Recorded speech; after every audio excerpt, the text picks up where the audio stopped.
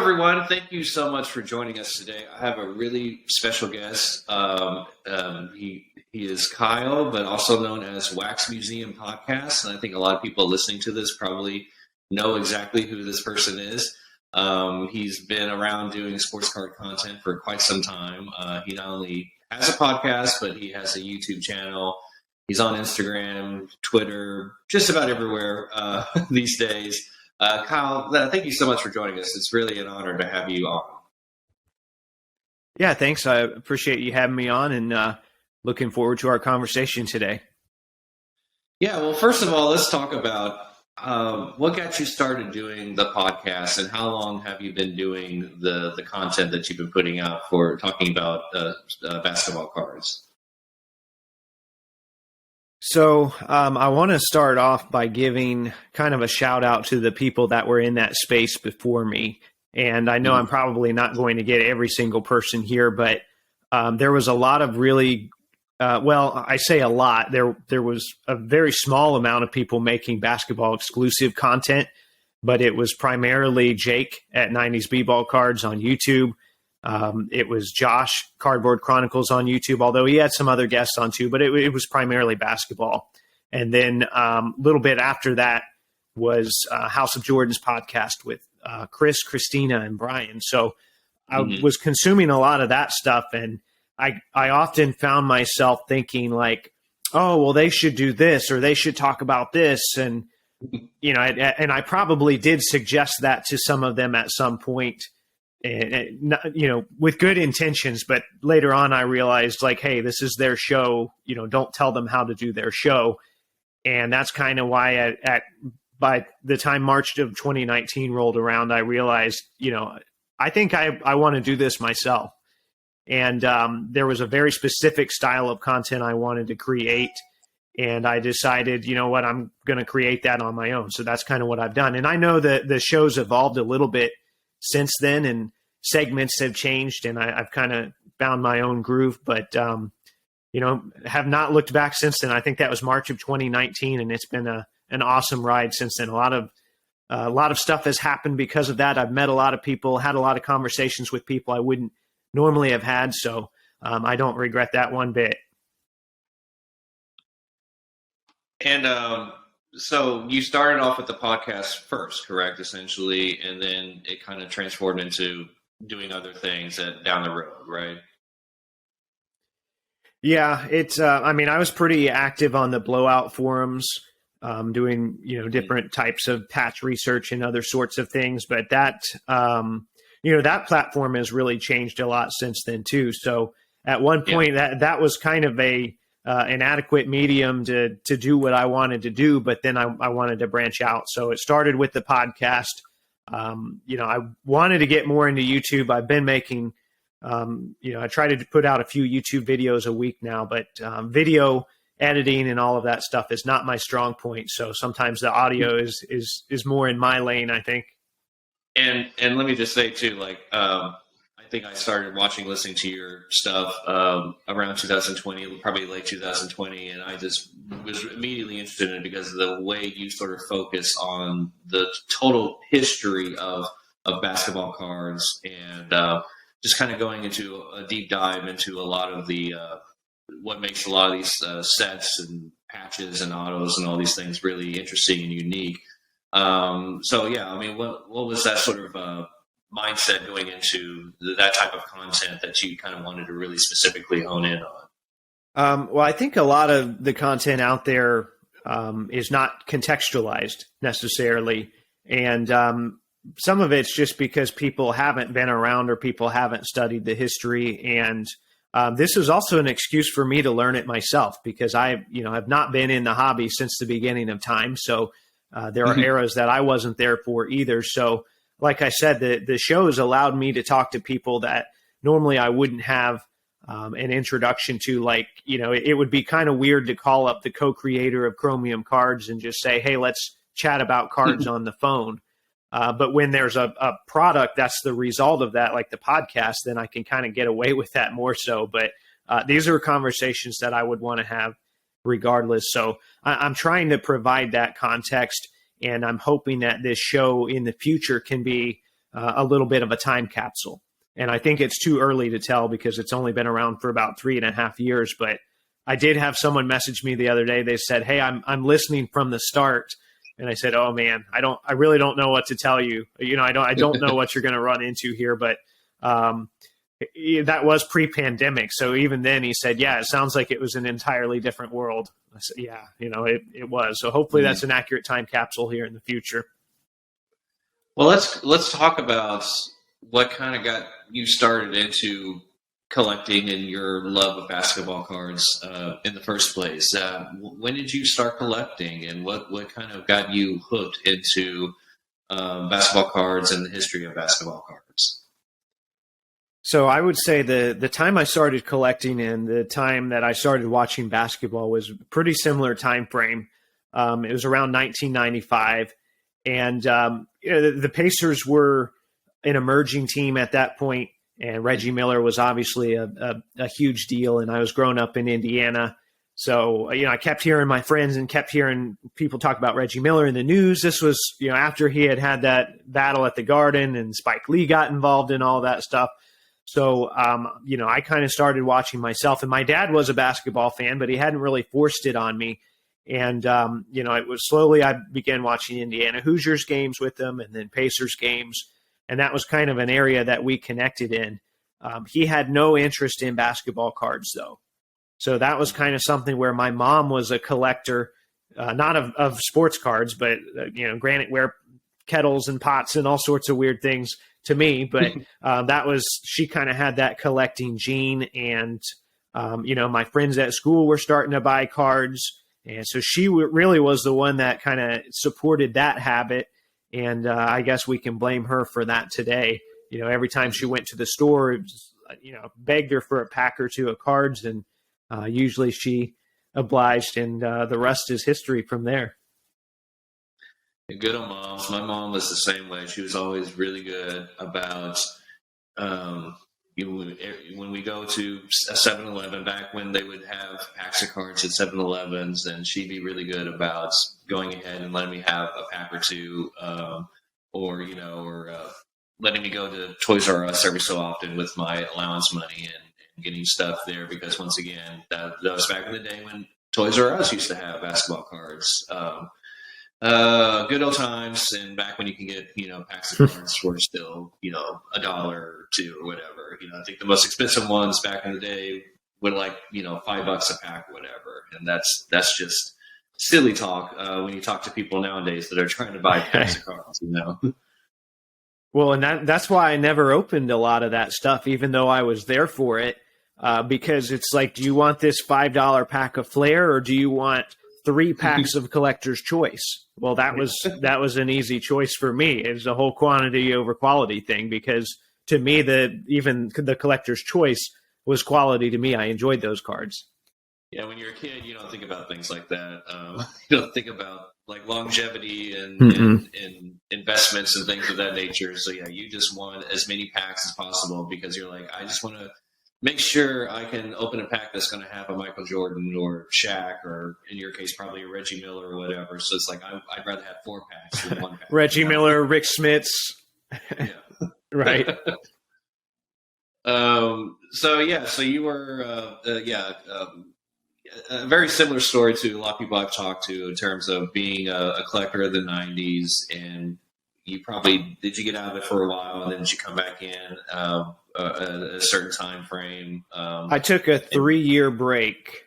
Yeah, I took a 3-year break around 2000, and kind of the LeBron pulled me back in.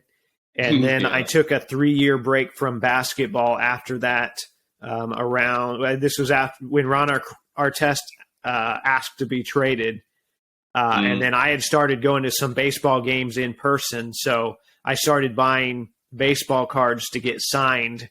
And I was just like, all right, let me take a break. So I missed like 2007 and came back around like 2009 and 2010.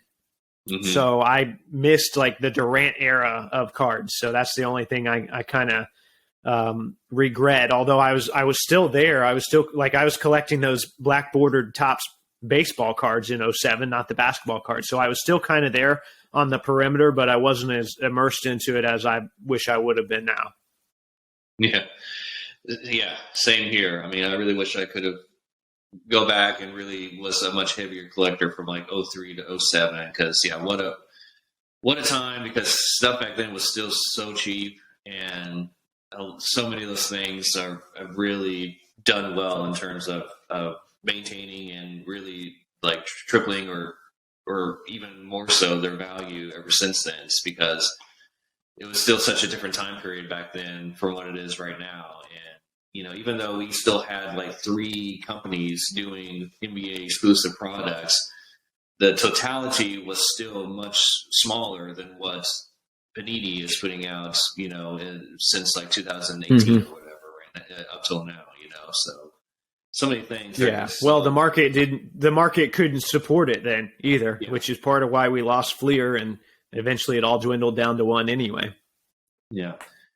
And that was one of the questions I was going to ask you, because it does seem like that you are not just a lover of 90s stuff and 90s, you know, inserts and whatnot, but you also really seem to love that 2000 to 2010 time period. And I personally still think that that's a time period that is really undervalued still and isn't talked up enough about. Like, everyone loves the 90s inserts, everyone loves the PMGs, the rubies, the refractors. I get it. I love all that stuff too. But there's so many really cool, interesting things that were still coming out during that 2010 time period that I don't think gets as much love from a lot of people as the 90s stuff.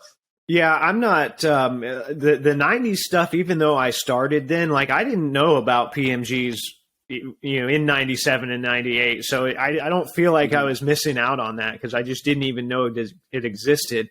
And I know that stuff showed up in Beckett, but I would use the same Beckett for like 8 months, you know, so it's not like I had, I saw that stuff all the time, and I didn't have a local card shop I went to. My local card shop was Walmart and Target.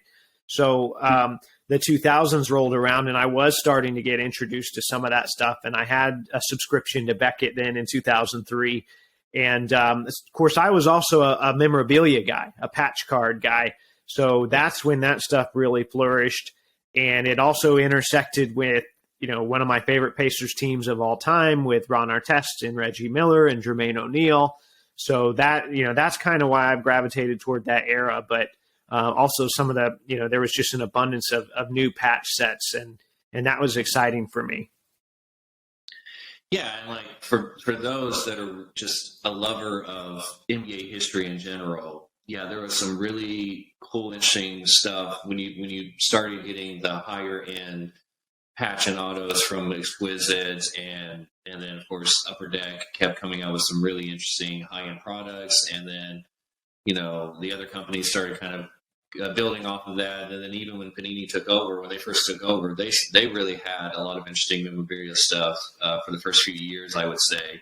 It's kind of watered down, dwindled down a little bit since then. But man, there was some really just cool game youth stuff, autograph stuff from Hall of Famers that didn't used to sign prior to, you know, the 2000s or whatever. And so, yeah, there's an abundance of really cool, interesting things from just a basketball history perspective. Yeah, I would say like 2012 to 2015 is like the peak for the Panini Relic era. And yeah, a lot of people have kind of latched onto that. So that's not an original thought or anything, but that's when we had, you know, Immaculate and Flawless came out in 2012. And those first few years were just loaded. We were getting finals relics and preferred, the big finals booklets. So there's just a lot of stuff. You know, Court Kings had game dated relics. Innovation had game dated relics. So there's just a lot of quality stuff that was very intentional. And that's the key thing. There was an abundance of intentional stuff. And I think we took that for granted, because I know a lot of those sets I wasn't collecting then, and I wish I had been. And that stuff has really shot up now. And so not even from an investment standpoint, I just wish I'd been into it so I could get it, because I wouldn't be moving it if I had it. Yeah, and you talk about intentional. There's a lot of interesting things that happen when companies like Upper Deck and Topps started to lose their NBA license, and they had this abundance of inventory and just this, hey, we're going to just put out as much as we possibly can these final couple of years before we lose our license, because we might as well make as much money as we possibly can and put out as much product. And there's so many things that they still just had waiting around in their the storage facilities, whatever, and they're just like, we'll just make a bunch of extra patch inserts for our final couple of years of Exquisite or whatever, and you had some really cool stuff that started popping out. And I don't know if we'll start seeing some of the similar things when Fanatics starts taking over everything, and I don't know if Panini will do some similar stuff, So they've already started it slowly. In National Treasures, there was a throwback set that we wouldn't normally get in National Treasures, where they had like Paul George Pacers patches with a Pacers picture. They were smaller patches, though, so you can see they're starting to get rid of that stuff. And then Select has a set called Throwback Materials or something to that effect. That's the same idea. That just came out, and they made the windows a little bit bigger, the patch windows. So they are there was Jeff Teague Pacers cards in there. So they're starting to liquidate some of that stuff. They're just sitting on so much of it right now. I'm not sure, though, if we'll see that through. I've heard a lot of stuff, and I don't want to really lean into rumors, but I've heard a lot of stuff about Fanatics acquiring Panini. So if that happens, I think the Relic Purge might stop, because, why would Fanatics get rid of all of the inventory in this one time frame when they could just stretch it out and keep using it? So we'll see what happens. But one of the things I was looking forward to with Panini going out is like, all right, we could have an amazing Relic Purge, like Finals Relics, Legends Relics that they're just sitting on. Logo men like Jeff Foster had Relic cards from a decade ago, and they still haven't used the Logo men anywhere. I'm sure, they didn't throw them away, right? So they're sitting on them. So are we going to get this like massive Logo man set with so many players that we've never seen before? I guess it'd be kind of similar to 09 SP Game Used, where we had like the Kevin Garnett Logo man was numbered to 18, right? Are we going to see something like that again? But I'm starting to think we're not going to. I was hoping so, but I don't think we're going to. Well, you may be the only person in the world, to be perfectly honest, that cares about a Jeff Foster Logo man, but no, I see. There is one other person in Texas that has he's got a nicer Jeff Foster collection than I do. So that I'll be battling with that one person probably. There's always somebody out there, right? No, right. So yeah, I know you talk a lot about your collection on your channels, but could you kind of give a description of what your collection kind of is at the moment? A general description. You don't have to go into painstaking details or whatever, but just like to get a sense for those listening of what your collection kind of entails at the moment. Yeah, I want to give credit to this concept to Alex Connell Collection, because he kind of helped me streamline some thoughts and some ideas that I think I was already having, but he conceptualized it a lot better than I could have, where he made a collecting pyramid and basically said, all right, so anything on this pyramid, we're going to prioritize, and I know the real, like the food pyramid, the top is used sparingly. Well, this pyramid's kind of flipped. The top of this pyramid, these are the things we want the most of. So for me, it would be like jumbo Pacers patches. That's what I really like, and rare, unique Pacers cards. So like full laundry tags, those sorts of things. Underneath that would be NBA Finals relics. And then underneath that would be like Legends / Hall of Fame / Top 75. There's a lot of overlap there.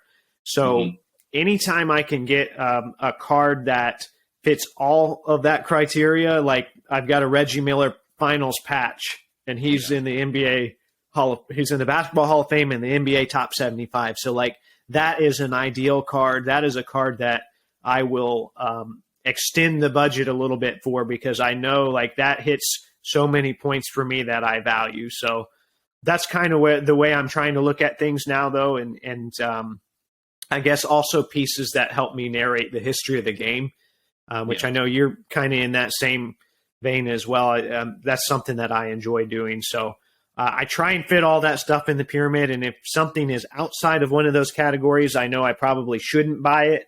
That doesn't mean I won't. Kind of depends on what else is showing up at the time, but I try to stay within those parameters now.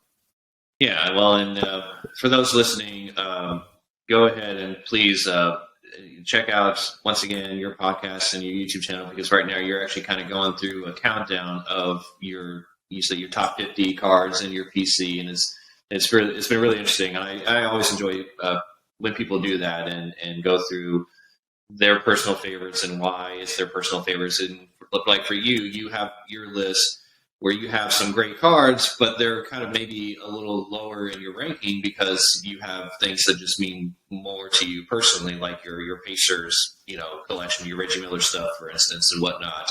Because you have a Bill Russell rookie card, but it's like lower on your list than it probably would be in a lot of other people's lists. But you still love it, of course, because of it's one of the iconic cards in basketball history, of course. Right. Were you the person that commented on the 57 Earl Lloyd? Yeah. You had it. Okay. Yeah. Yeah. I was like, oh man, that was buried. Yeah. Yeah.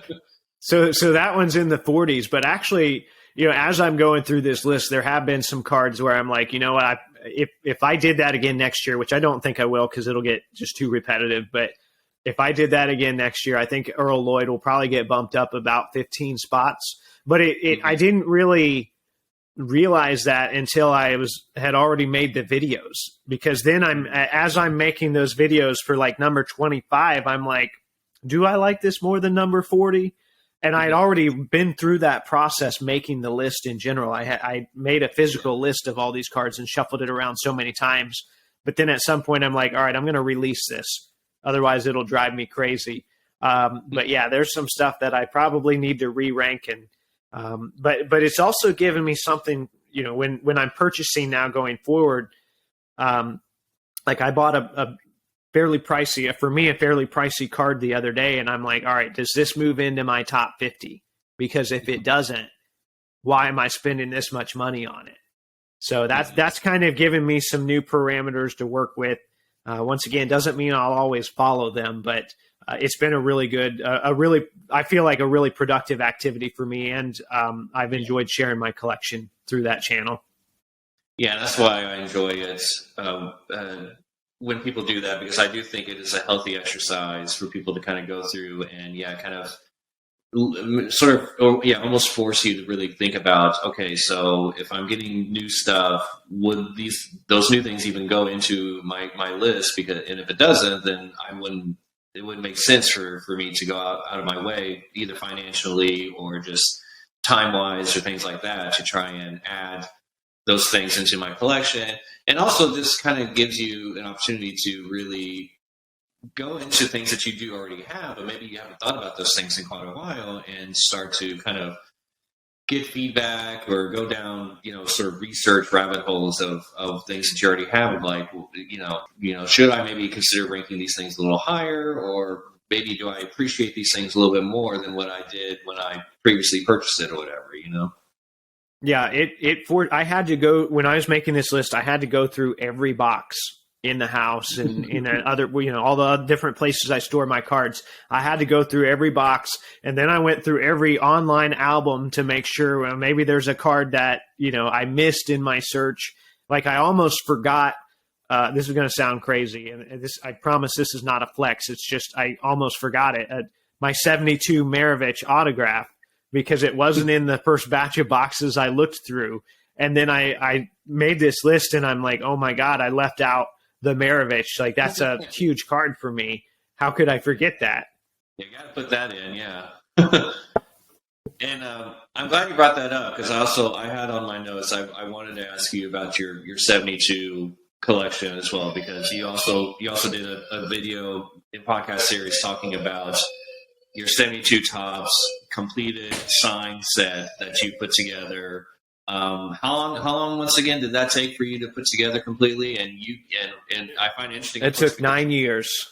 9 years, yeah. And you did most of it the old-fashioned way, correct? Of sending stuff out and waiting for it to come back in the mail, or trying to get them in public or private signings and things like that. And so, Yeah, I mean, 9 years. That's incredible. I always find that really interesting when people are trying to put those types of sets together, and the time commitment and the research commitment, all those things that it takes to accumulate a set like that. Yeah, it was an interesting journey. It helped me learn a lot about 70s basketball too, which was kind of one of the goals. Gave me a connection to a lot of these players because, like you said, either I was writing to them or in some cases contacting family members, which I don't like to do that, but there were one or two instances where I had to. Another instance, like I couldn't get James Jones to sign a card for me. And yeah, I could have bought one for probably like $50, but when there's 264 players, if you cave and do that for every player, not to mention the ones that are considerably more than 50, it's going to become an expensive project. So I had a contact where I basically got in contact with James Jones's agent. And I even tried to set up a signing where I was going to get other people's stuff signed too. And he wasn't interested in that, but he was interested in selling products in his eBay or his Amway store, which is kind of like they sell like home goods and cleaning products and stuff. So instead of me just paying him like I was just going to pay him like $20 to sign this card to the mail because I was talking to him on the phone and it was getting complicated. And he just wanted me to buy something from his store. So I bought a bottle of glass cleaner that cost me like $12 shipped. And then he agreed to sign my card. And I'm thinking like, what percentage do you even make off of that $12? And I was just going to send you a $20 bill. But, it's like I'm not going to argue with these guys because they've got their reasons, I'm sure. It made for an interesting story. And it was just a lot of stuff like that along the way. And, I mentioned the Maravich. Once I bought the Maravich, that's when I was like, all right, I got to commit. I got to finish this set because it was still one of the, the final 50 or whatever. But that was the point where it's like, all right, now I have to pursue this thing really hard. And it wasn't the Maravich or the Wilts or some of those that were difficult to get. You just had to pay up for those, but those are out there. It was guys like, Wendell Ladner, who died in 1975, Pete Cross, who died in 1978, John Brisker, who died, ? We don't know when. He went to Uganda and legally declared dead in 1985, probably dead long before that. So there's just a lot of challenges that came in doing this whole thing. But, it was a great experience. I learned a lot through it. Probably never going to do another set again just because of the time and money involved in it, but I'm glad I did it at least once, and I would encourage everyone to try a set at least once as well. Yeah, well, right now I'm trying a 61 Fleer sign set, which, I really wish I could have started that about 2 years ago like you did for 72, because, when more and more of those people start unfortunately passing away or just stop signing through the mail or whatever for their reasons, you have to start really paying a premium to get some of these things already authenticated or whatever.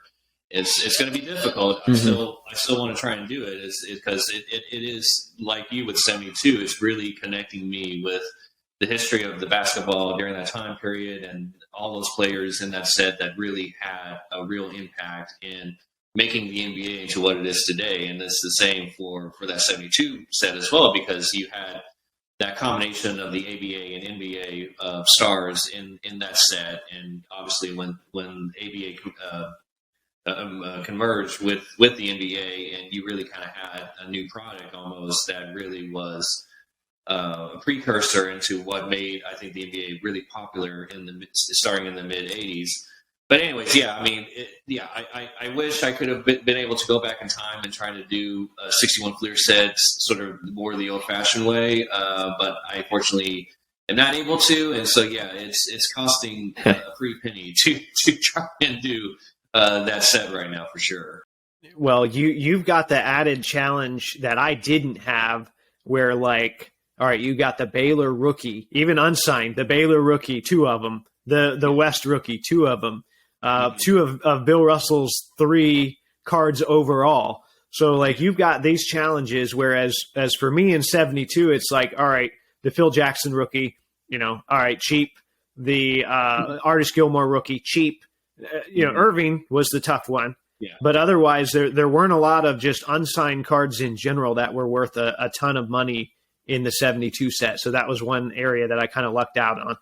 Yeah, very true. Yeah, and even though your set is a much larger set compared to the 61 Fleer set, which another reason why I kind of made my choice on 61 Fleer, not only just because I love the set and all the players in it in general, but it's like 66 cards comparatively to even like 69 tops, which is I think 100 or so. But when you get into the 70s and thereon, it gets ridiculous when it comes to the numbers of total cards and players. But still, well, as of a couple years ago, and I know we've lost a few of them, but as of a couple years ago, you could still knock out probably between 15, maybe around 15 of those 61 Fleers through the mail. That number is dwindling quick, but the fact that some of those guys had 2 cards in there, if they were a good signer through the mail, that was a nice little bonus. You just send them both at the same time. Mm-hmm. Yeah. But even with 72 though, there are. It's interesting to know like which ones just didn't sign for certain reasons, or it was just really hard to get their cards signed through the mail, even, or they just didn't do public signings for their reasons and whatnot. And interesting to try and track those down and figure out, because they're out there still. Like even the really rare ones, people still have them, or they're hidden away, and like in 61 Fleer, I mean, there are still some Phil Jordans out there. They were just several. They were just hidden away, even though Phil Jordan passed away in 1967. He still signed a handful throughout his lifetime, and people just had them just lying around somewhere for a while, and then finally, maybe within like the last 5 years or whatever, they were finally starting to get submitted, to get authenticated and whatnot.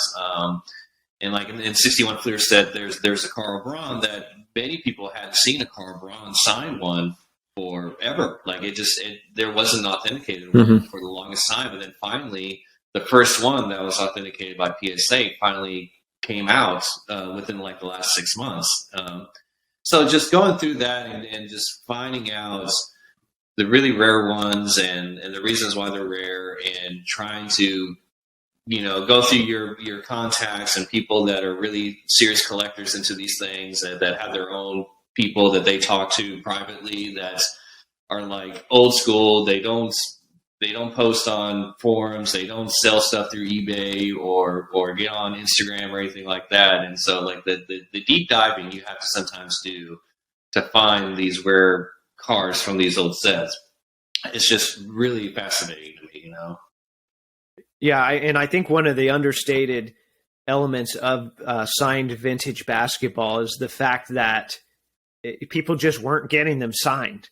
So number one, relative to baseball, there's a lot less unsigned copies out there, and then the copies that are out there, people weren't getting signed because why? Why would you get a basketball card signed? It just didn't. It wasn't something that people did at the time. People would get program signed, scorecards signed, tickets signed, all sorts of other things. Scrapbooks, photo albums, all these other things signed, but you really wouldn't take basketball cards to a basketball game and get them signed. Now, there were a few, like you said, there's a few exceptions, like a guy I've had on my show a couple times, Tim Gallagher. He's going to be on my show again soon. Some of him and some of his buddies were getting stuff signed. So, you just have to seek those people out and convince them to trade with you. And that's actually how I got the last card of my 72 set. Is I kind of told my story to Tim Gallagher, and I was at his mercy. He had the Willie Sojourner that I needed. Of all cards, that was my last one. And he personally got that signed himself and was willing to trade that to me. So that was, a selfless act on his part too, that I told him I'm forever indebted to you because of Willie Sojourner. So thank you. That's pretty awesome. And I know the feeling that you must have had to have finally completed that set after all those years. That must have been an incredible moment. And just, like I said, just having that type of person, that you knew and could do a deal like that through that had something that no one else really has because of their commitment of doing that so many years ago. That's just an incredible story, and I'm sure you just must have just felt so, just over the moon, when you were able to finally complete that. Yeah. And a little bit of relief too. After 9 years, it's like, all right, I need this thing to end. Yeah. Well, those were really the things I really wanted to make sure to touch on today. Was there anything else that you wanted to mention, or things that you're kind of, thinking about collecting more of, or things that you're kind of on the lookout for, that you wanted to do a shout out about, and see, to see if people who are listening, maybe they can contact you and see if they might have something that you're deeply interested in right now? Yeah, I think we did a good job of hitting the kind of the full spectrum of what I'm looking for, at least summarizing it. But always looking for really rare Pacers pieces, looking for rare, especially relics of 60s and 70s players, Hall of Famers. And I've started to get kind of into inscription autographs, although I missed the boat on those. Those shot up long ago, so I'm trying to get some of the cheaper versions of those or find some loopholes to that. But anyway, I appreciate you having me on, and it's been a lot of fun chatting cards. Absolutely. It was a real pleasure having you on. It was great to finally get a chance to just actually sit down and talk to you, because you and I have messaged each other a few times in the past, but yeah, like, we're far away from each other, so we don't see each other at card shows or anything like that. And so it's great just to have you on and just to kind of sit down and talk to you sort of in person, Right. But yeah, it was a real pleasure. Once again, look for Wax Museum Podcast. What is the actual website that your podcast is on, that people can find you? So you can you can go several routes. If you go to waxmuseumpodcast.com, it's kind of got everything there, and it's got links for everything. But otherwise, if you go to Apple Podcasts, Spotify, Google Podcasts, the podcast is on there. There are new episodes that come out every Thursday. And then if you search Wax Museum Podcast on YouTube, you can find my channel on there, which I try to get a video up just about every other day. Try to get 3 or 4 videos on there a week if possible. Great. Well, yeah, absolutely. Please, if you haven't already, please go find his podcast. Go find his YouTube channel. If you're a lover of basketball cards, there's just a lot of great history and a lot of great stuff discussed. You talk to a lot of people too, kind of in the industry, kind of that knows that were there when a lot of these things were being created or getting put out in the market. And so, yeah, there's just a lot of great content that you've done over the years. I really appreciate it. All right. Thanks again. All right. Thank you.